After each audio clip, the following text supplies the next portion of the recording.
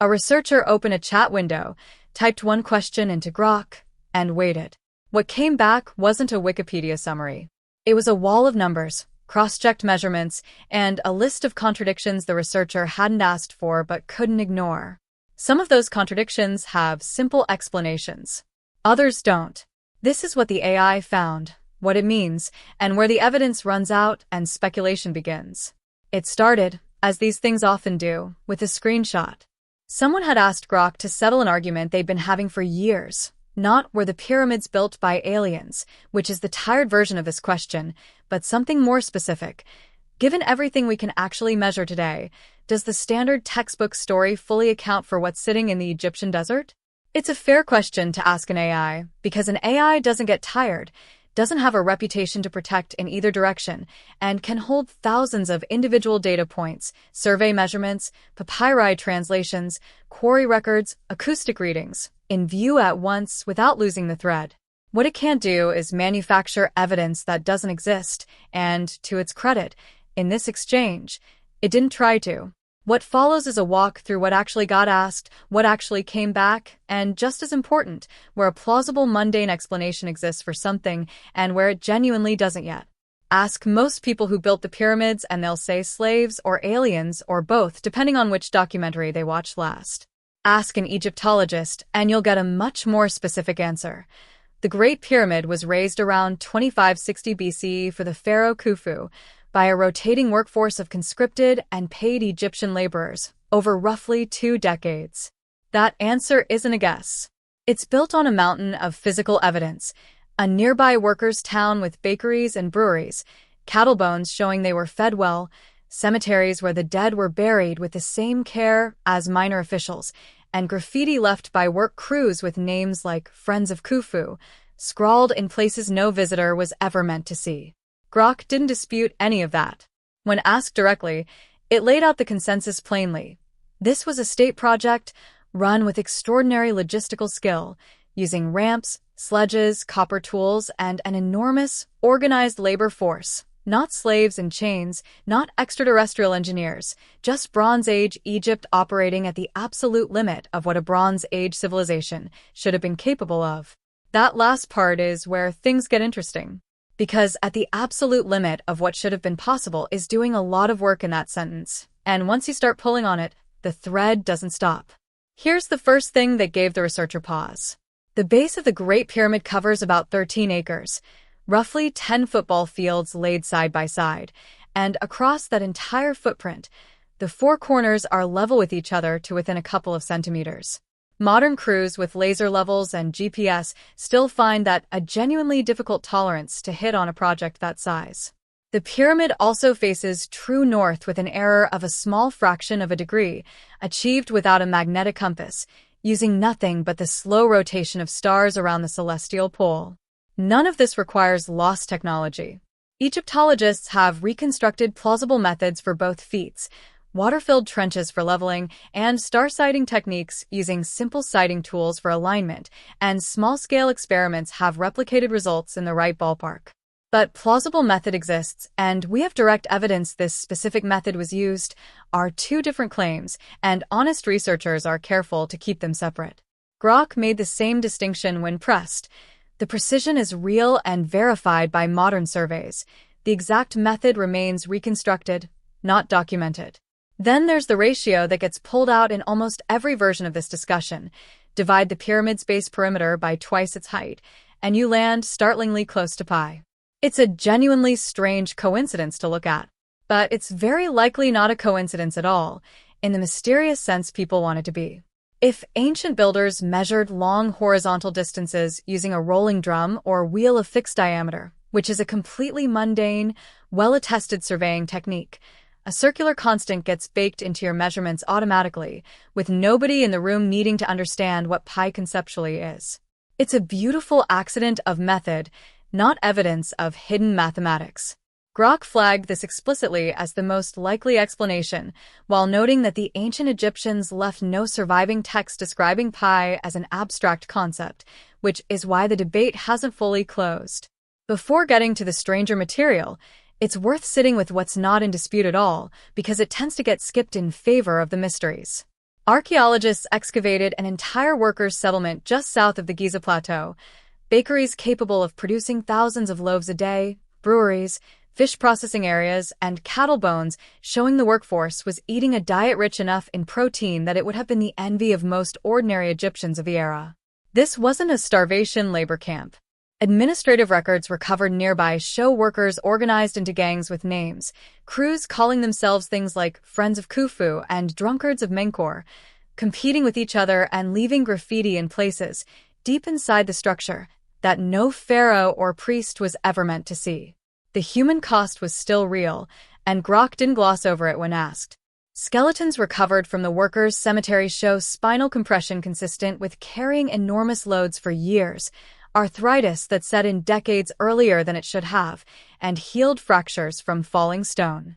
2 individuals in that cemetery survived limb amputations in an era with no anesthesia and no antibiotics, evidence of a level of medical care and survivability that surprised the researchers who found it as much as any acoustic anomaly did. This is the part of the story that's easiest to lose track of underneath all the numerology. Real people, mortal and skilled and occasionally broken by the work, built this thing with their own hands and were remembered well enough by their own society to be buried with dignity for it. Whatever else remains genuinely mysterious about the Great Pyramid, who built it, and why they were willing to do it isn't part of that mystery anymore. The one piece of writing that anchors the entire pyramid's date and owner is a name, Khufu, painted in red ochre inside a set of cramped relieving chambers above the king's chamber. And here's a detail that rarely makes it into the documentaries. Nobody had seen those chambers until 1837, when a British colonel named Howard Vyse blasted his way in with gunpowder. This is the same man who, in the same expedition, dynamited a hole clean through the pyramid's outer casing looking for other hidden spaces. You can still see that hole today. A minority of researchers have argued, based on a workman's diary and some contested cartouche details, that Vyse's crew painted the markings themselves rather than discovering them.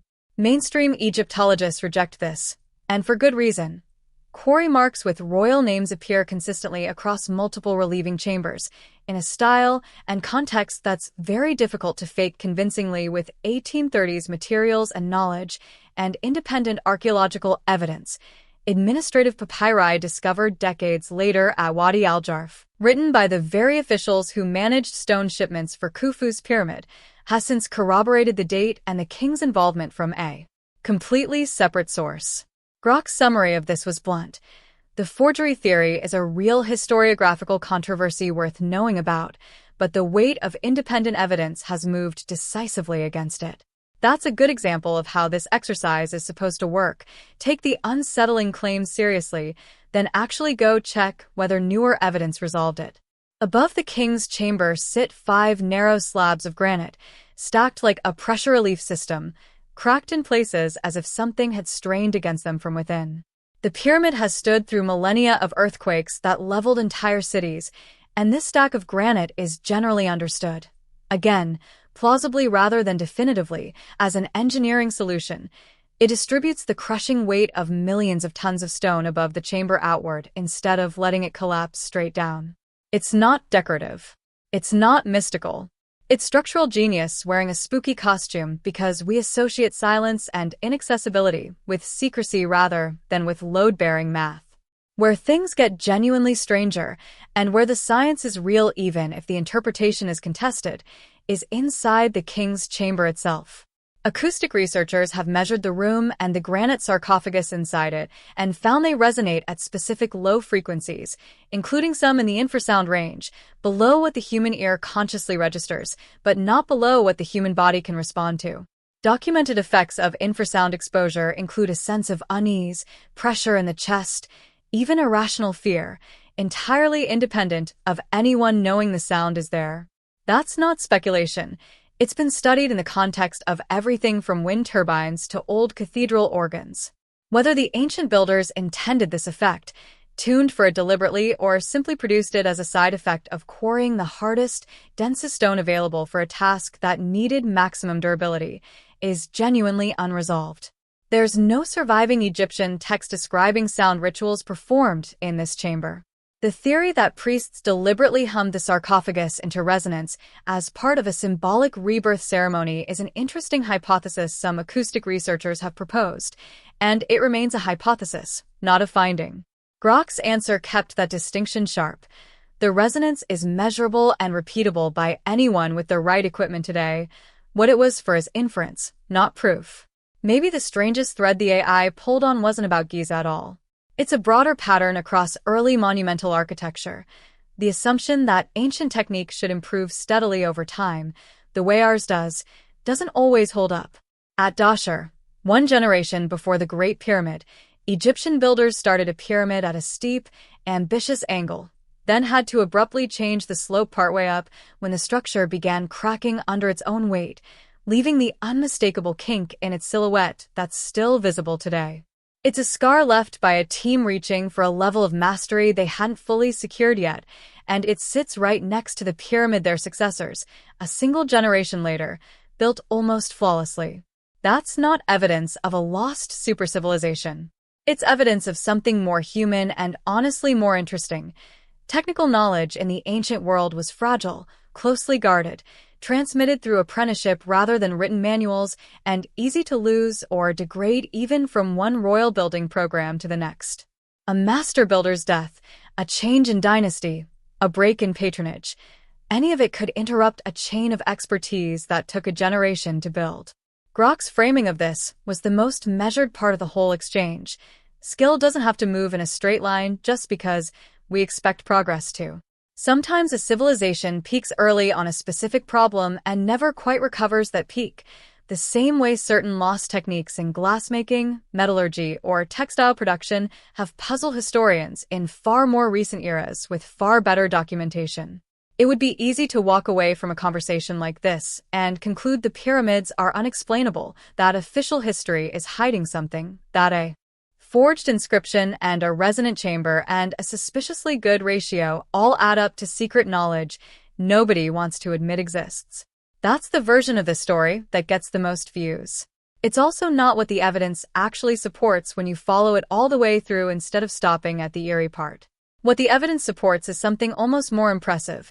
A Bronze Age society that organized tens of thousands of workers, fed and housed and medically treated them well enough that some survived amputations without anesthesia, solved leveling and alignment problems using tools we can reconstruct but rarely without effort, quarried and moved stones weighing as much as a loaded freight car using ramps, sledges, and coordinated human labor, and whether by design or by the accidental physics of enormous stone rooms, built spaces that still measurably affect the human body today. None of that requires aliens or lost super technology. It requires taking Bronze Age engineers seriously as engineers, which is a harder thing for a culture raised on movie spectacle to do than taking them seriously as mystics. The forged cartouche theory has a real history and deserves to be known, even though newer evidence has mostly closed that door. The pi ratio is a striking coincidence with a mundane likely explanation, not a hidden formula. The acoustic resonance is real, measured, and still not fully explained in terms of intent. The generational loss of skill at Dashur is documented and genuinely strange in the way real history is often stranger than the sanitized version. That's what Grok actually brought back when it was asked who built the pyramids. Not proof of a hidden civilization, but a reminder that the true story, a mortal, organized, occasionally faltering, occasionally brilliant human effort, was never boring to begin with.